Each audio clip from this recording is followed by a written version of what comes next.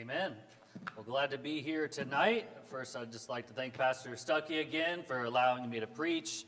And I just want to say I appreciate everyone coming up for a Wednesday night service. It definitely shows your zeal and love for the Lord and how much you care. And I know how hard it is to travel, especially through Manila. So again, I appreciate you being here tonight. The title of the sermon I have for you tonight is called Gambling in Light of the Bible. Gambling in light of the Bible. And first, I'd just like to say, I think if you study the Bible, you won't really see gambling specifically mentioned, right? You have the 10 Commandments, where it's very specific. Thou shalt not steal. You don't really see a commandment that says, thou shalt not gamble. But I think if you study the Bible, you can see that you can find verses in the Bible that will apply to any situation in life. Because the Bible is the light, the Bible is the truth. So if there's something you want to know in this world, if it's right or wrong, I believe the Bible has the answer to any question, to any subject that you desire to know. And so I believe the Bible does talk about the concept of gambling, and there is one example I will get to. We actually see a person participating in gambling. So again, it's not specifically mentioned in the Bible, but I believe there's plenty of scriptures that would apply to gambling.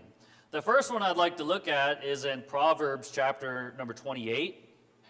We're going to start in verse number 22. It says, "He that hasteth to be rich hath an evil eye, and considereth not that poverty shall come upon him." So in verse number 22, it's saying a person that hasteth to be rich. Hasteth means that you are trying to get rich very quickly, right? You are hasting to be rich. You're trying to get rich as fast as possible. And so if you're trying to do it really quickly, the Bible's saying you have an evil eye. So does that sound like it's something good or bad?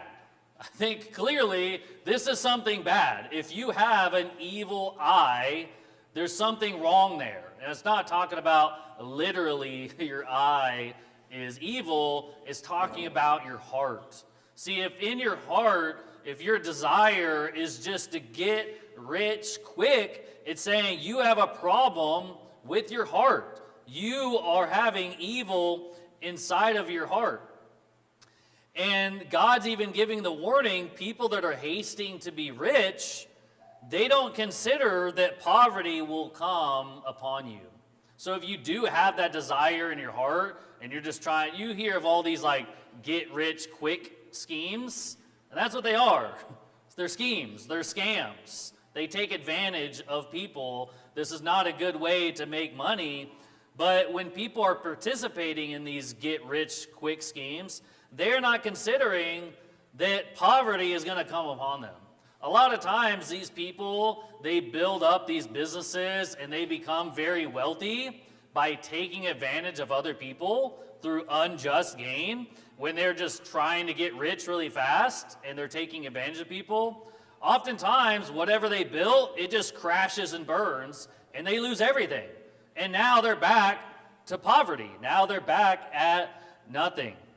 Now, in light of gambling, what is gambling? Well, when it comes to gambling, what are people doing? They're putting in some money and they're hoping they get a lot of money back, right? They put their money on the table, they roll the dice, so they're playing blackjack, they're at a casino, and their goal is that they're going to get rich fast, that they could just put a few thousand peso and they're going to get 100,000 peso back in just a night, just in a couple hours, just in a couple minutes. And their goal, their desire, why do people gamble? It's for the money. People gamble so they can try to multiply their money. But you know what? I believe this scripture would apply to that. You are hasting to be rich. You're just trying to get money super fast. You're not producing that money by like effort or skill in most cases when it comes to gambling. A lot of times it's just pure luck. You're not laboring. You're just hopefully It's your night where you're the lucky winner. And when you're trying to haste and be rich quick like that with gambling, notice you have an evil eye. So that's why I believe the scriptures, if you study them, you'll see that gambling is a sin in light of the Bible, that it is wrong, that it is wicked. And I think when you apply this verse to gambling, a lot of times people don't consider when you get involved with gambling that poverty is going to come upon you. Poverty means you're poor, you're broke, you don't have any money. And that's oftentimes the people that get caught up in gambling, people that are poor to begin with. See, a lot of times when you're poor, you're desperate and you're willing to do anything. You're just trying to find ways to make money. And so a lot of poor people, they think, oh, if I just play the lottery, if I just go to the casino, if I just start making bets on sports or different things, maybe I can get a lot of money real fast. But then you don't realize that's actually going to make you more poor, that poverty is going to come upon you. Look earlier at verse number 8. It says, he that by usury and unjust gain increaseth his substance, he shall gather it for him that will pity the poor. So in the same chapter, it's talking about usury. Usury is interest. Okay, whenever the banks are giving you money, they're giving you a loan, they're not doing it for free. They are not your friend. They are charging you interest. And interest is taking advantage of you because now you have to pay them extra, right? If you borrow 100,000 peso from the bank, well, you're going to have to pay them more. You're going to have to pay them 110 or 120,000, whatever your interest rate is. And that's the profit for the company, for the bank or whoever, so they make money off of you. And they didn't even do anything. They just loaned you money, which a lot of it's fake anyways online. It's just numbers on a computer screen. So usury in the Bible is a sin. Charging interest is a sin. Now, I don't believe it's a sin for you to necessarily get a loan, because just in the day and age we live in, if you're going to buy a home, you cannot afford it. I mean, most people in the world cannot just pay cash to get a home. You're going to have to get a loan. I think that's just a part of our life. I don't think that would be a sin for you to get a mortgage or a loan like that. Now, the banks charging you interest, they are in sin. That is usury. That would be an unjust gain. And so if you decide that's something good you could apply to your life, which is not really in the scope of the sermon, but if you're going to loan money to someone, don't charge them any interest. Don't charge them usury, because that would be a sin. Don't set them up like, okay, you got to pay me back 10% and these are your monthly payments. No. Now you're just as bad as the banker, just on a smaller scale. But it says, he that by usury and unjust gain could be a wide variety of things. Stealing. If you go steal someone else's stuff, you gained, but it was unjust. It was wicked. It was unrighteous. Usury, interest, would be unjust gain. You did not get that by good means. So unjust gain could be a lot of different areas, but I think gambling would apply to that. Because you're doing something wrong, you're gaining wealth by gambling, that would be unjust. And you might increase, if you increase your substance by that, well, again, you're not considering that poverty is going to come upon you. God even says here, you're gathering up all this wealth unto yourself, but God is going to use that, and that money is going to trickle down to poor people who actually need the money. So even if you are successful in these unjust gains and ripping people off, you know, God is the ultimate judge, and he's going to find a way where that money will eventually go into the right hands on someone that will pity the poor, that actually cares about the poor and is willing to help other people. But I also love verse number 9 as well, because it says, he that turneth away his ear from hearing the law, even his prayer shall be an abomination. And this applies to any sin.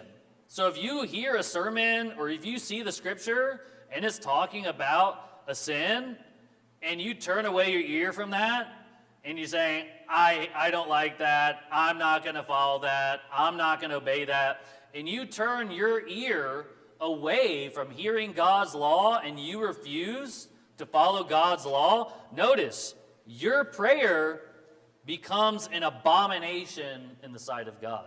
An abomination is something really bad. It's something that you really hate. And so God really hates it when Christians who are supposed to fear God and love his commandments, and his commandments are not grievous, when Christians hear the Bible preached and they turn away their ear and they don't want to obey or they don't want to follow it, their prayer becomes an abomination to God.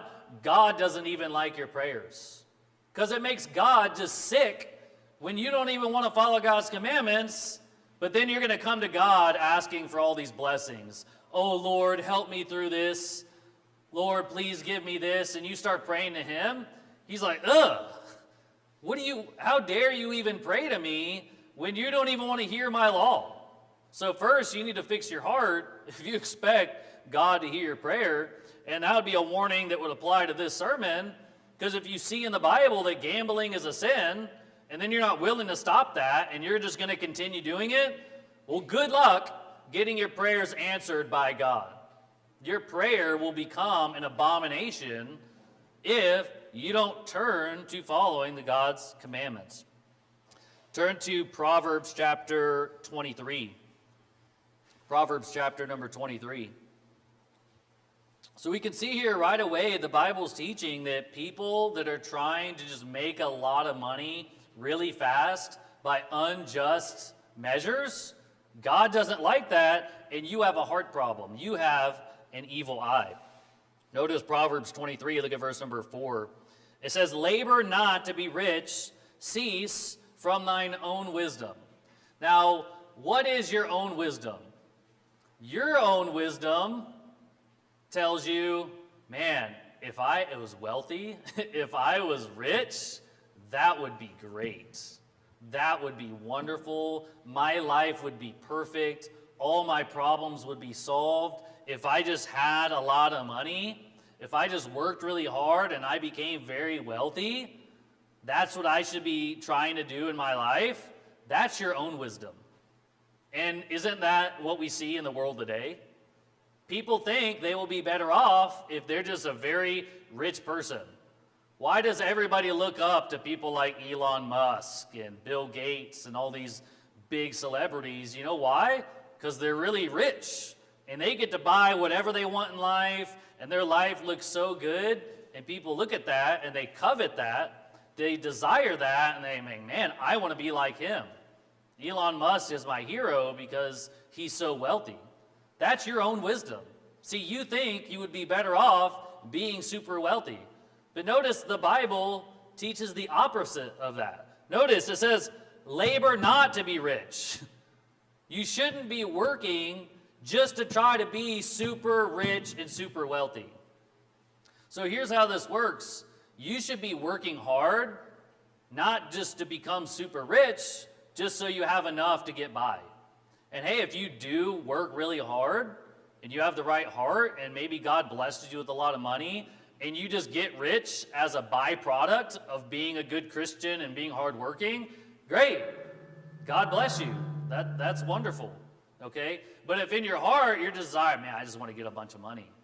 Well, that shows the love of money in your heart. That shows covetousness in your heart, and you have the wrong desires. So it says, cease from thy own wisdom. Stop believing that. Stop seeking after that, thinking that money is going to solve all your problems. And it's not from Proverbs. It's some rapper out there, I forget his name, but more money, more problems. That's not Bible, but I mean, it does make sense, because just because you have a lot of money, look, you're going to inherit more problems. You have more money, you have more people asking you for money. You have more things you have to worry about. You have to worry on how to retain that money. And he that loveth silver should not be satisfied with silver. If you love money, if that's what you're seeking after, you can get all the money in the world and it's never going to be enough. Isn't that how it is for these rich people, for these celebrities? I mean, a lot of these people have billions and billions of dollars. And it's like, why are you still working? Why not just enjoy the rest of your life? But so, no, 1 billion is not enough. Now they got to be like these other people that have tens of billions.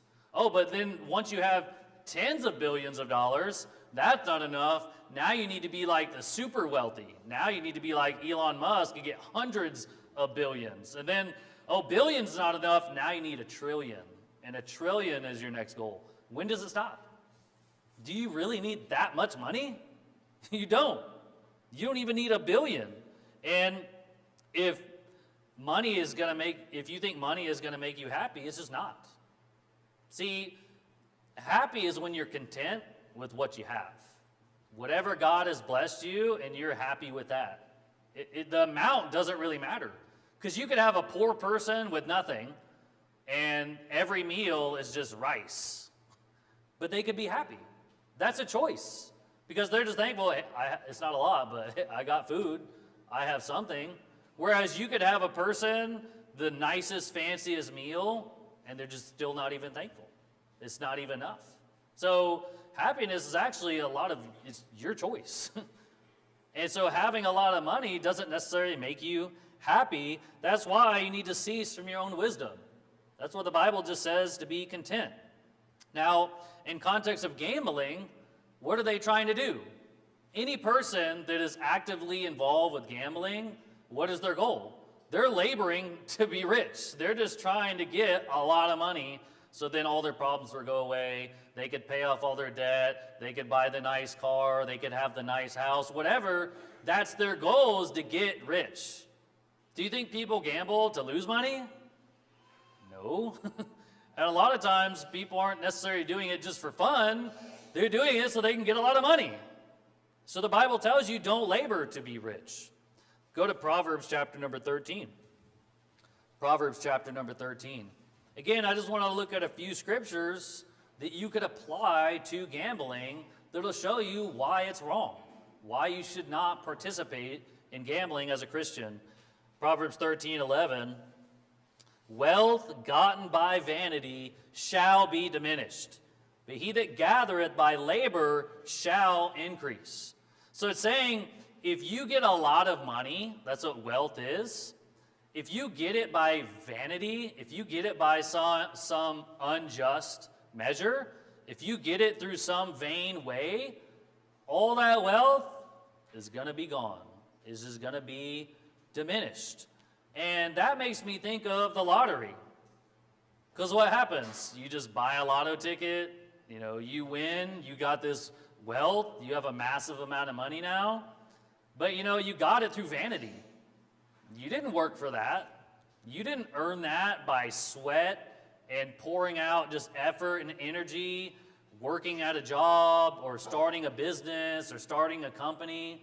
No, you just got it through vanity. You just, or you think about like, if you leave a bunch of money to a child, they get some massive inheritance. Again, they didn't really earn it. It's they just got it through nothing. It's just handed down to them. Notice what happens to that money. It's gone. So even if you did gamble and make a bunch of money, you know what's going to happen? You're going to lose it all anyway. It's a huge waste of time. But notice, he that gathereth by labor shall increase. Hey, if you're working an honest job and you're serving the Lord and you're loving your neighbor as yourself and you're just working just a regular job where you're not just like ripping a bunch of people off, where you're not some just banker giving out all these loans to people and it's taking advantage of people. Notice, if you're laboring, if you're actually working hard at an honest job, that's the way you actually increase. That's how you get the blessing of God. See, if you make your money through a bunch of vanity, God's going to make sure you lose it all anyway. So what's the point? You'd rather just work hard day after day, building up that wealth, and maybe God will allow you to keep what you actually earned. But not only that, let's say you started a company, and you start a business, and you earned a bunch of money. Now you've developed the skill set and the ability to earn money. So if something happened where you lost it all, well, you can get it back. Because you could start another company, you do something else, because you actually labored, you actually developed skills.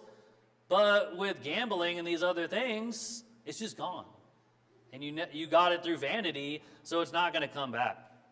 Go to 1 Timothy chapter number 6. 1 Timothy chapter number 6. So we can see here, there's a lot of verses that you could apply to gambling.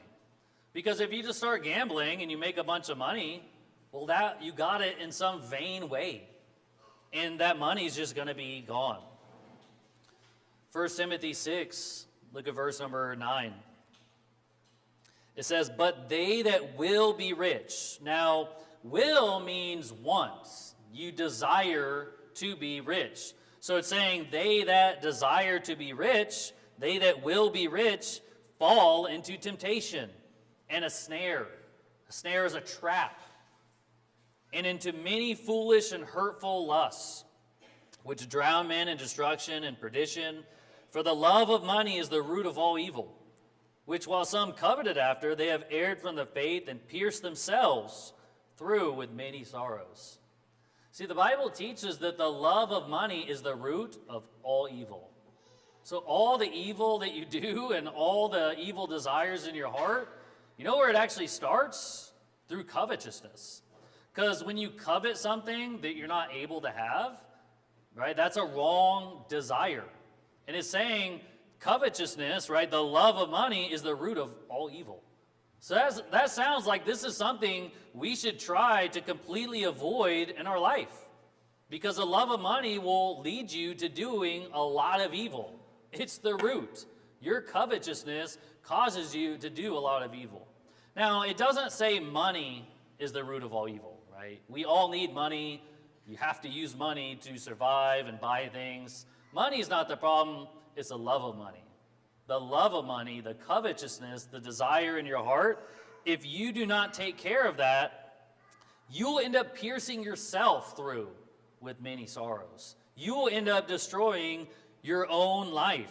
If you desire to be rich, you're going to fall into temptation and a snare. So again, when you apply this, because again, the Bible doesn't say like, thou shalt not gamble, but hey, if the love of money is the root of all evil, and why do people gamble? So they can get rich, so they can get a lot of money. Well, that sounds like it applies. That your desire to be rich through gambling, it sounds like you have an evil eye. That you have a wicked desire in your heart, just trying to be super wealthy through vanity and unjust means. You're going to end up destroying your life. And that's why it's a warning. Because when you get involved with gambling, you're going to destroy your life. You're going to destroy the life of your family.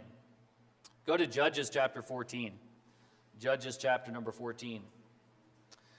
You may be able to find other examples of gambling, but the first one that came to mind when I was thinking about gambling was Samson. And I think as you study this, you'll find out this is an example of gambling that you actually see in the Bible. Judges 14, we're going to start reading in verse number 11. And it came to pass when they saw him that they brought 30 companions to be with him. So this is when Samson was about to be married. They brought 30 friends.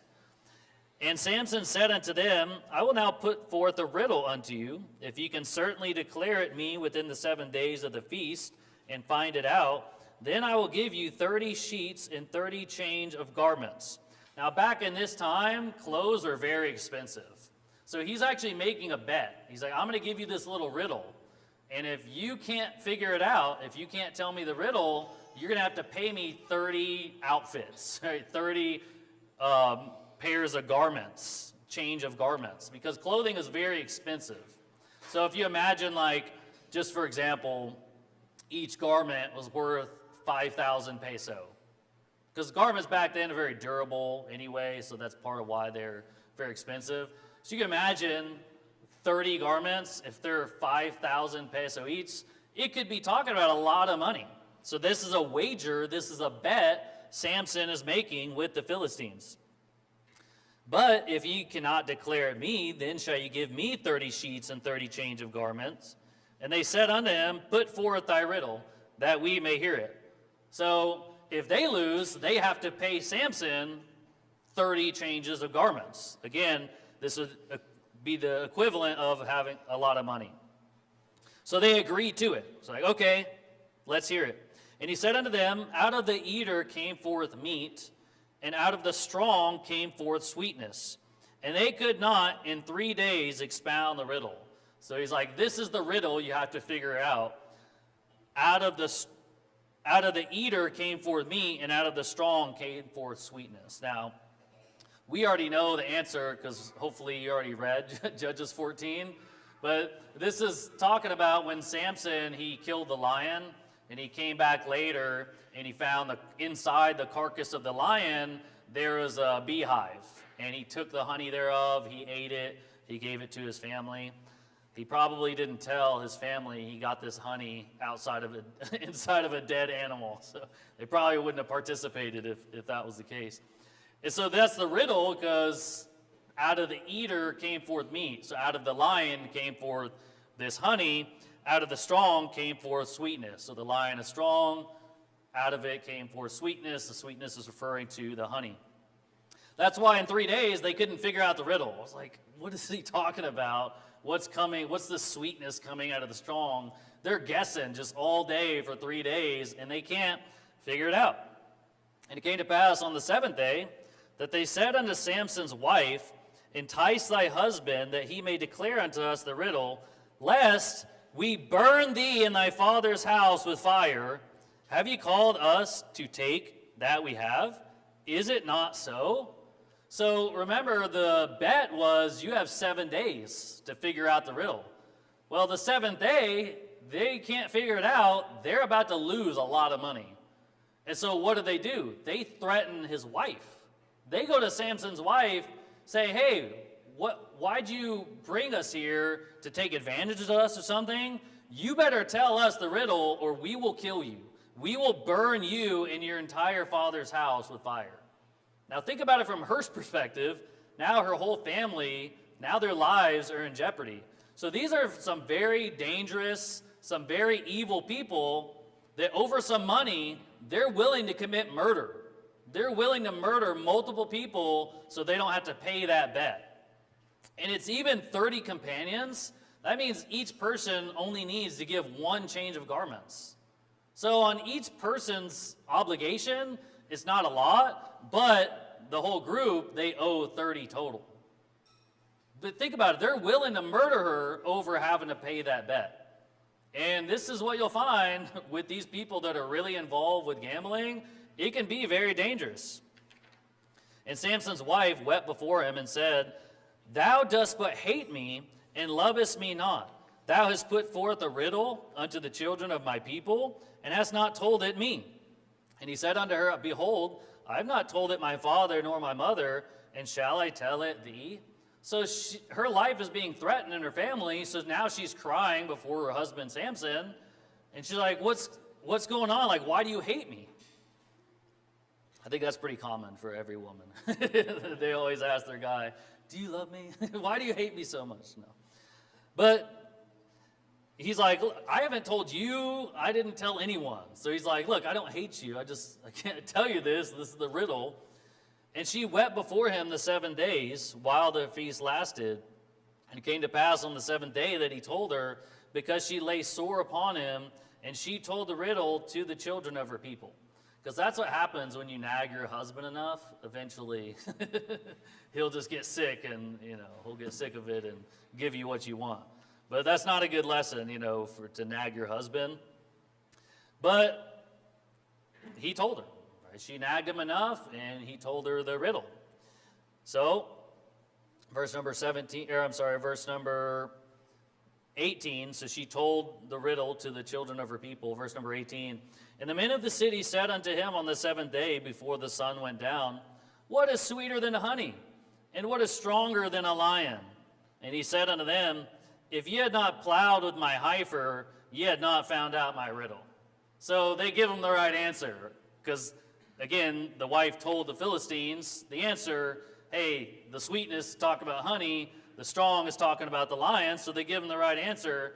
And he's like, well, if you didn't plow with my heifer, you wouldn't have figured it out. Now, first of all, that's a bad name to call your wife, because a heifer is talking about a cow. So he literally called his wife a cow. Now, again, if that's the way you view your wife, maybe you do hate her. It's like, why would you speak that way about your wife? But clearly he's mad at her for revealing the secret. So he's saying, look, if you didn't plow with my cow at home, you wouldn't have figured it out. So he's just trying to say, like, they didn't actually figure it out, they cheated. And essentially they did. They couldn't figure it out through their own wisdom, so they just threatened her life and got the answer another way because they don't want to lose. And the Spirit, verse number 19, and the Spirit of the Lord came upon him, and he went down to Ashkelon and slew 30 men of them and took their spoil and gave a change of garments unto them, which expounded the riddle. And his anger was kindled, and he went up to his father's house.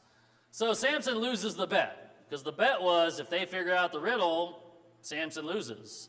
And even though they didn't play fair, technically he still lost, so Samson owes them 30 changes of garments. Now, apparently, Samson couldn't pay that bill, so what does he do? Samson goes and kills 30 Philistines, takes the spoil, takes the clothes off their dead body, and pays the debt. So that's how he solved that problem. Now, here's the thing. When we're looking at this story, we're thinking about gambling, right? Now, he's not how you would think of gambling, like you're going in a casino or doing something like that and placing a wager there, but he did make a bet.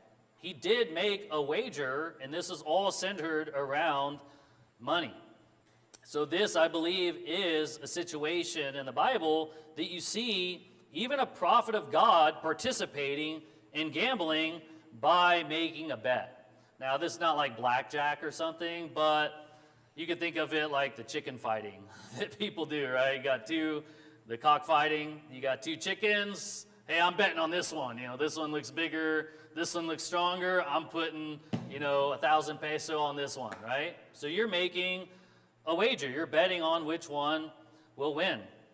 Now, here's the thing to think about as well, is that when Samson made this bet, he probably didn't realize it at the beginning, but the circumstances of this bet, he actually endangered his life, his wife, his new in-laws, because they're under threat of death now, all from some stupid bet.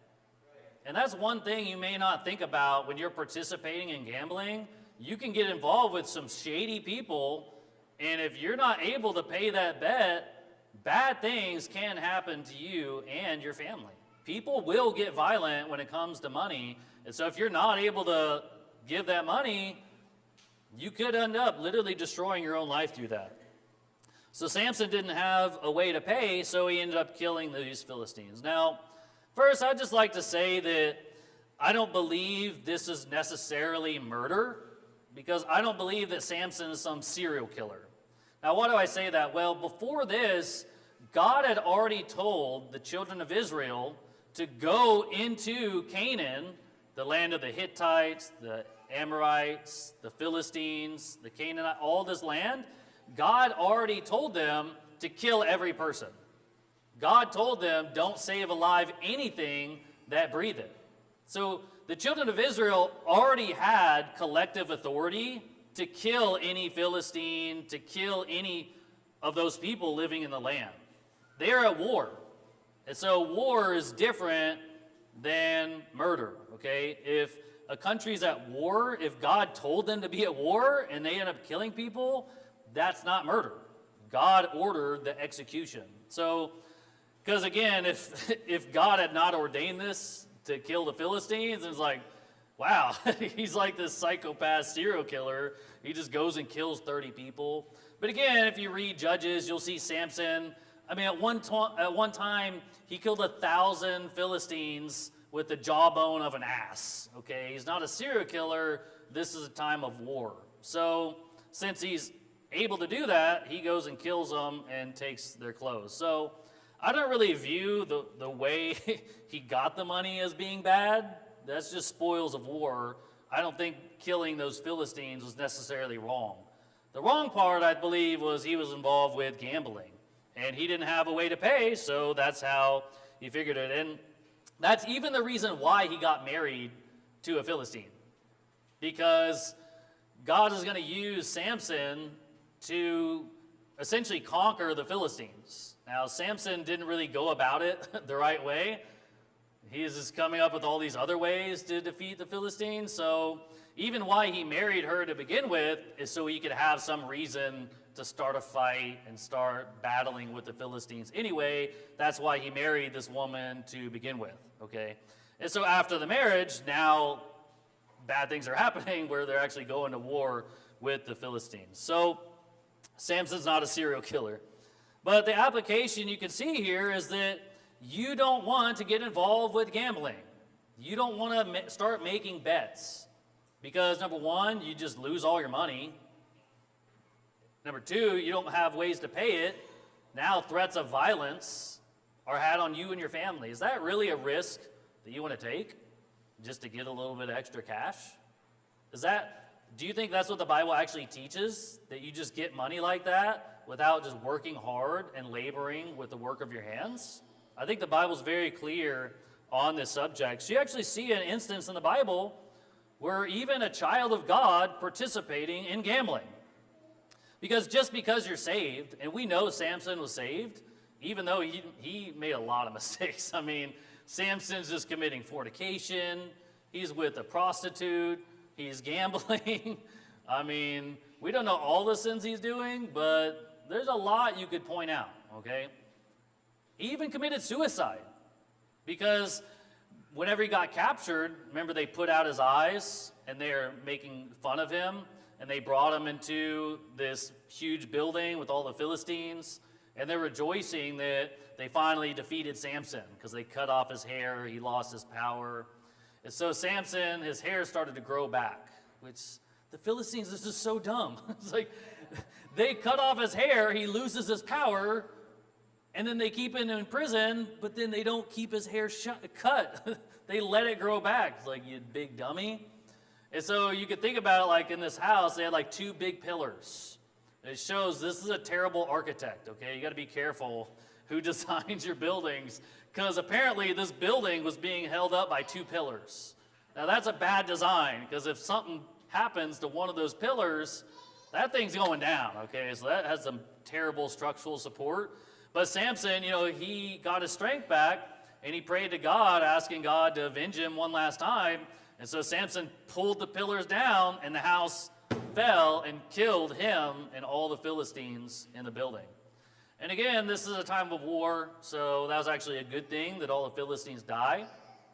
But I kind of look at it, it's kind of like a suicide bomber, right? They get in a plane, they just crash into a car or a building, and they end up killing themselves and a lot of people. You think about Japan with the kamikazes. That's essentially what Samson did. He was like the suicide bomber where he pulls the house and it killed him and all the Philistines inside of it. But we know Samson's in heaven. Hebrews chapter 11 in the New Testament, it talks about great men of God that are saved. People like Noah, Moses, David, some of the best people in the Bible, Samson. And the reason I say that is because Samson did a lot of wicked things. Like I said, gambling, fornication, prostitutes, and suicide. Yet Samson still went to heaven, because you should know the Bible teaches we're saved by grace through faith. It's a free gift. Old Testament, New Testament, there's one dispensation. There's one salvation. It's called the everlasting gospel. Old Testament, New Testament, we're always saved by faith. And so Samson was, you could think about like this born-again Christian, yet he's still getting involved with very serious sins. And I say that because I'm sure there's a lot of Christians out there in this world, even today, that are participating in gambling. So it is a sin that you could easily fall into, because the love of money is the root of all evil. So don't think so highly of yourself, well, I would never let that destroy me. I could play around with this sin and I'll be okay. Well, it didn't look too well for Samson and how his life went. Some of the problems with gambling, number one, it's addicting. See, sin has its pleasure for a season. Sin is enjoyable. That's why you do it. People like sinning. That's why they do it. That's the desire. That's the lust of the flesh. So gambling can be fun, right? You see people doing it. You see people talking about it. You see it on the television, on the movies. It seems so innocent. It seems like everybody's having a great time. So that could pollute your mind in thinking, it's not a big deal. I mean, if I do it, just once or twice, who cares? I think God's okay with it. I mean, the Bible doesn't specifically say thou shalt not gamble, so, is it really that bad? Well, one of the problems with gambling, it's addicting. See, once you open up that door, it's easy to fall into that trap. And that's pretty much what these casinos are. It's like this trap. And they lure you in. It's like a rat trap. And there's blue forms of currency. You have the 1,000 peso, just a stack of them on this little rat trap. And then the outside is called casino. And you're looking at that like, oh yes, pesos, yes, give me some more of that. And that's the snare. And they lure you in with the desire of money, and you don't realize that's going to end up destroying you. Because for a trap to work, it has to have some bait. But you know what? Once the rat gets on the trap, bam, stuck, dead. And so these casinos and gambling can be alluring to the flesh. And once you get involved, it can become very addicting. There is countless testimonies of people that never gambled before. They started dabbling around with it. They started entertaining that. And then they get addicted. And now they're gambling every week, every day. And they can't stop. And they just blow through all their money, all their savings, all their assets. And then they even go into debt. And they take out loans. And they lose more money. And they just end up losing everything. Gambling is addicting. So you might think it's okay, I'll just do a little bit, not a big deal. Well, you're just walking into a trap. You're just asking for destruction. You're like the stupid rat just going into that trap. You're just setting yourself up for failure. Not only that it's addicting, there's a lot of other things associated with gambling. Because what do you see when people are gambling? Do you see these nice Christians wearing a shirt and tie, and they're talking very cordially, and they're very nice, and they're talking about the Bible and things like that? Is that what they're talking about at the blackjack table? All about the Bible and God's commandments? Is that the kind of people you see gambling? No. What do you see at the casino? People drinking. Is that the kind of environment that you should be around or you want to be around as a Christian?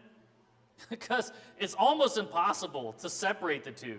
Because when you see people placing bets at sporting events, at the horse track, or at the casino, or just on the street and they're gambling, what's always in their hand? The red horse. They're drinking alcohol. So not only whenever you participate in gambling, more often than not, you're also going to be around or even participating in other things that are definitely sinful as well. Things like drinking. When I think about a casino, when you see the movies, when your favorite celebrity is going and playing in the casino, what are they always doing? What are they always doing? Drinking alcohol, smoking cigarettes. And that's what you see in real life. You go into a casino, you see people gambling, they're drinking alcohol, smoking cigarettes. You're around these bad people, you could start getting involved with drugs and other things like that, hard drugs.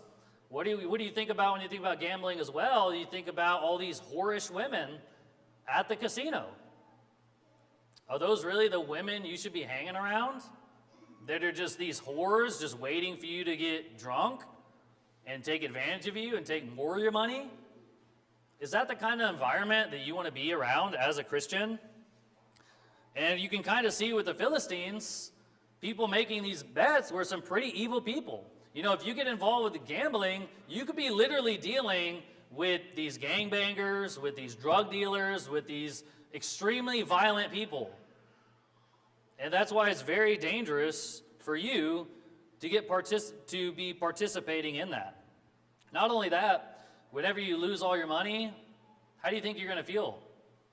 You're going to be devastated. You're going to want to give up. And a lot of people commit suicide because now they're broke and they lost all their money through gambling. So again, like I said, it's this trap. And you don't really see the end of that road because you're not thinking clearly. That's why it's better just to never do it, or just never do it again. So many lives have been ruined through gambling. One other thing to think about with gambling as well is that the odds are not in your favor. You are set up to fail. The statistics of gambling, you're set up to lose. Think about these massive casinos. Do you ever wonder why they have some fancy, nice building? In America, we have like Las Vegas. And you see these multi-million-dollar, huge casinos, fancy lights, the best real estate in town. I mean, how did they get that building? From some idiot who came there gambling and lost all their money. From a poor sucker like you. And how do they always win like that? Because when it comes to gambling with companies that actually know the math and actually proved it, you're set up to fail. Some of the statistics, if you just look up online, I'll just give you like one example. So let's say you're playing some game or something at a casino, right? Well, the statistics that they might set up is where your odds of winning are, let's say, 49%. And sounds pretty good. It's like, that's like 50-50 that I could win. Well, the casino, they're set up to win 51% of the time. Okay, and it might seem like a small difference, but over time, you know what happens? The house always wins. That's the saying. The casino is always going to win. You might have a good day, and you might make a bunch of money, but keep on playing.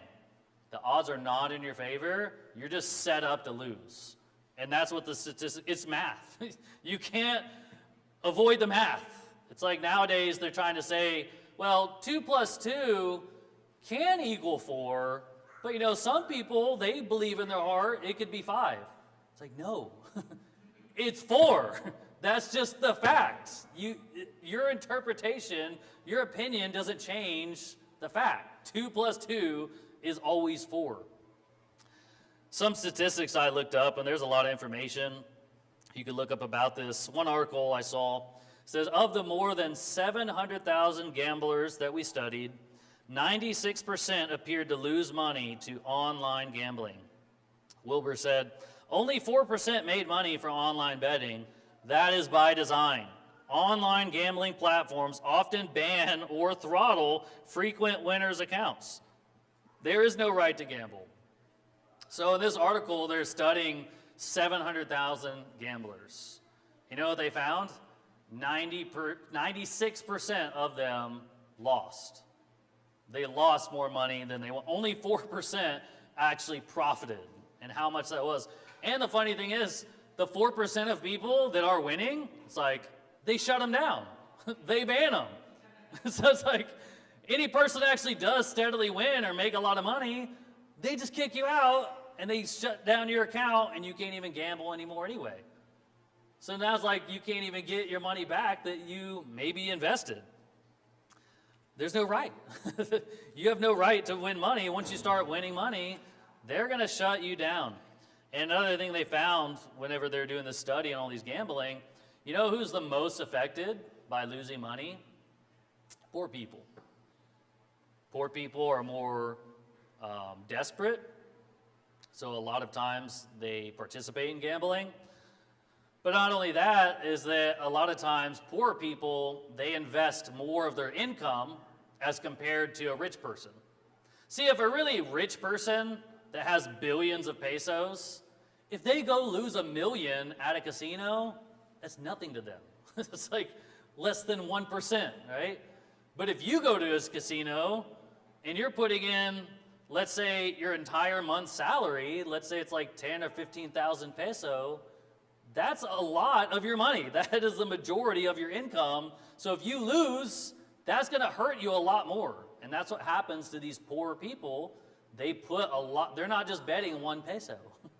They're betting a lot more of their income, so they're just set up to fail and crash even harder. Another statistic and some articles I read, it says each game you play at a casino has a statistical probability of you winning, some better than others. So some games you're going to win more than others. Slot machine odds are some of the worst.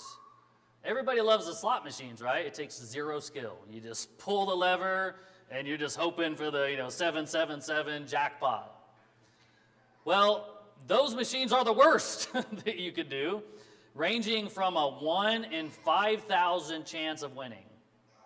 1 in 5,000, that's really, really small. 1 out of 100 is 1%. 1 out of 5,000. That's like 0.0000, and I'll just help you out. You're not going to win. You're going to lose. Not only that, 1 in 5,000 to about 1 in about 34 million chance of winning. So some slot machines, you might win 1 out of every 5,000. Some is like you'll win 1 out of every 34 million. i.e., you're not going to win. You're going to lose all your money.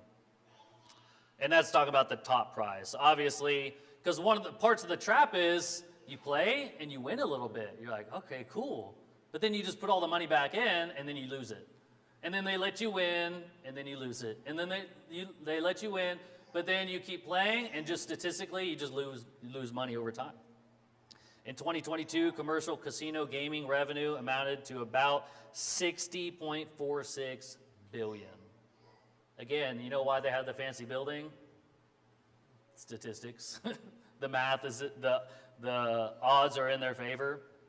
$60 billion. That's not even peso. That's dollars. So multiply that by the exchange rate today, which is about 55, 56 peso per dollar. These casinos are making a lot of money. In 2023, commercial casino gaming revenue increased 10% year over year. So every year, they're getting more money. More people are losing their life savings. So you can't beat the math. You know, in the Philippines, they have a lotto. It's called the 60-42 lotto. Your odds of winning that are 1 in 5 million. Go ahead, play it. You're not going to win. You're just lighting your money on fire. 1 in 5 million. The Mega Lotto, it's going to have a bigger jackpot. 1 in 8 million. You're not going to win. The Super Lotto, 1 in 14 million. You're trying to get the maximum amount. You're not going to win. 1 in 14 million. I can't even describe how bad your chances of winning are. And I wanted to compare this to something, a statistic being struck by lightning. So the main statistic I found is in the U.S. So in the U.S., the chance of you getting struck by lightning is 1 in a million. So if you're living in the U.S., your odds of winning the Filipino jackpot or whatever, the 1 in 5 million, you're going to get struck by lightning 5 times before you win the lottery. How many people in here have been struck by lightning? Yeah, 0. You know why? Because the odds are 1 in a million. It just doesn't happen to anyone. I was going to be shocked if I saw a hand come up. In the U.S., the lifetime expectancy of being shocked by lightning was 1 in 20,000. Now that actually blew my mind, because you're saying throughout your life you have a 1 in 20,000 chance of getting struck by lightning. That seemed really high to me, but that's statistics. In the U.S., there's about 27 deaths per year getting struck by lightning. Oddly enough, there's a 90% survival rate. I would imagine it's like you just die. 1% survives. Now, in the Philippines, you have 80 deaths per year getting struck by lightning. So in the Philippines, it seems like you're 3 times more likely to get struck by lightning than the U.S. Now, the reasons why, I don't know. Is there more lightning in the Philippines? Probably. It's always raining here. Or just you're outside all the time, so your odds of getting hit are increased. So it's kind of scary to live in the Philippines because 80 people die per year. And so I understand it being scary. So if the Philippines is about 3 times higher than America, I'm just throwing some numbers out here. This isn't gospel truth, but if in America, if it's 1 out of a million getting struck by lightning, in the Philippines is about 3 times worse, that'd be, let's say, 1 out of 300,000. So your odds of getting hit by lightning in the Philippines, like, let's just say 1 out of 300,000 people get hit by lightning. The lotto is 1 out of 5 million. So you're going to get hit with lightning multiple, just dozens of times before you ever win the lottery. Why? Because it's against your favor. You're not going to win. And why do you want to win? Why do you want to get rich? See, that's the evil eye. Even if you did win, is that really what's good for you? Is that really what God wants for you? Just to have just a boatload of money where you think you're not going to have problems anymore? I think the way we're designed is for a reason. That every day we need to labor and work hard, not just, win the lottery at 20, then retire and just live for ourselves the rest of our lives. I don't believe that's what God wants. The Bible says, give me neither poverty nor riches. So it's not like, okay, we just have to take a vow of poverty and we're all going to be poor. No, we want to be balanced, right? We don't want to be so poor, but we also don't want to be super rich. We want to be kind of in the middle. And you look at Solomon, wasn't he really rich? Did he seem like he enjoyed his life? No. He was so wealthy, he did everything. He built houses, he had singers, he had everything. You know what he said? I hate my life. It's probably his 1,000 wives nagging him every day. It's like, money didn't solve his problems. He still hated his life as the richest person in the world. Now, lastly, I'll just close with, how do people gamble? What are the ways that it happens? Well, I mentioned the lottery. That's common anywhere you go. If you're a few dollars or a few peso, you can get the ticket, and you get all the 6 numbers, you win the jackpot. Well, I already showed you the math. You're not going to win, first of all. But that's the one way people gamble. So let me be clear. Playing the lottery is gambling, and it's a sin. It's the love of money in your heart. It's unjust game. Not only that, we have an epidemic today with your phone, with your computer. It's called online gambling. And a lot of times it gets disguised as like a fun little game. Oh, it's just so innocent. Just an innocent game on my phone. Until it asks for your credit card information, for your debit card information, or your Gcash. And now you're not playing for fun. Now money's on the line. And that's a sure way to get addicted, playing on your phone. And again, the people who make these apps, they know what they're doing. They know you will fail because you will get addicted. They're going to let you win. It's going to feel fun. You're going to get a rush. You're going to get excited. You win a bunch of money, and you keep playing, and you lose it all. And the house always wins. So don't gamble on your phone. Casinos, that's a pretty clear one. Never go to a casino because that's what they're doing. They're gambling. What are some other ways people gamble? On sports. They'll put money on their favorite basketball team, their favorite horse. I mean, people literally bet on anything. Just don't make any kind of wagers like that. Just play for fun. You don't have to put money on it. And here's the thing, things like carnival games, I don't believe that's gambling, right? You're, throwing the dart at the balloons. You win a little prize. You're not betting for money or something. It's like you're just having fun, and if you get a cool prize, cool. I wouldn't associate carnival things with gambling, okay? Now, this last week, we were actually at a little carnival at in our town, and they had a bunch of games. I thought it was completely fine and not gambling, but then one other one, they had like these dice with these different colors, and I see people putting money on there, and I guess I didn't play it, so I don't know exactly, but if your color wins, then you get all the money in the pot. Well, that's pretty much like a casino. That's like the little roulette tables. That's why I didn't go over there, because even if it's not gambling, it's too close, so I don't want to be associated with it anyway. So you got to be thinking about these things. Ponder the path of your feet. If it makes you uncomfortable, if you think it's gambling, just don't participate in it at all. Abstain from all appearance of evil too, because if I see you at that game, I'm gonna be like, wicked. No, I'm just kidding. Also, things like the stock market, I don't think is gambling. Stock market, you're literally buying a piece of a company, and if the value goes up or down, you win or lose money. So it is very risky, but I wouldn't really equate it with gambling, okay? But some other ways people gamble, especially here in the Philippines, what do? The cockfighting. That's gambling, okay? Don't do that. They'll bet on the spiders. They have the spider fighting on the stick. Look, even if it's a small amount of money, it's still gambling. You're betting on the particular spider to win for money. And it could be small amounts now, but now you're involved with gambling. That could increase. So again, you're just going into this trap. Or what I find ridiculous, especially here in the Philippines, what do the people do at all these wakes at the funerals? They all sit around with their family and they stay up all night gambling, drinking, smoking. Look, if my family was doing that, even if it's the wake, even if it's my family, it's like, look, I'm a Christian. I don't want to be around that. I love my dead family member and I love you guys, but I'm not going to be there. I'm gone. Because I don't want to be associated with that. Because especially when it comes to sins like this, if you're there, a lot of people will participate when they didn't plan on it by peer pressure. Like, come on, man, just do it. It'll be fun. Like, oh, it's not a big deal. Oh, you Christian? Oh, it's so bad, huh? We're not righteous like you. They'll try to pressure you, make you feel bad, just make it weird. I don't want to be around that situation, so I'm not going to partake. And even when it comes to like the chickens and spiders and things like that people gamble on, even if you're not actively betting, I wouldn't even recommend like raising the chicken. Or, you go around and find all the spiders and then you sell them. It's like, well, now you're supplying the casino.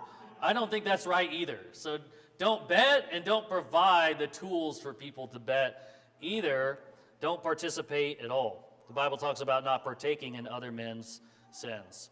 And again, why do people gamble? Could be fun. You see celebrities talking about it, movies, it seems entertaining. But think about, if someone's rich and they're gambling, if they lose some money, they'll probably be okay.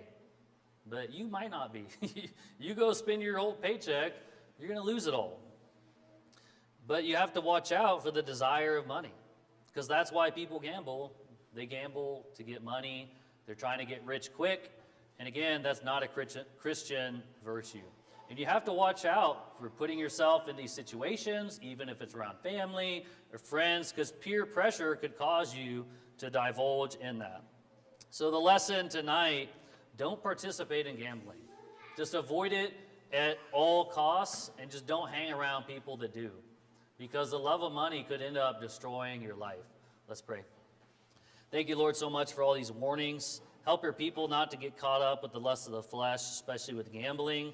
And I just pray people that are participating in it right now, that they would just stop doing it. They would ask for forgiveness and never look back. We love you in Jesus' name. Amen.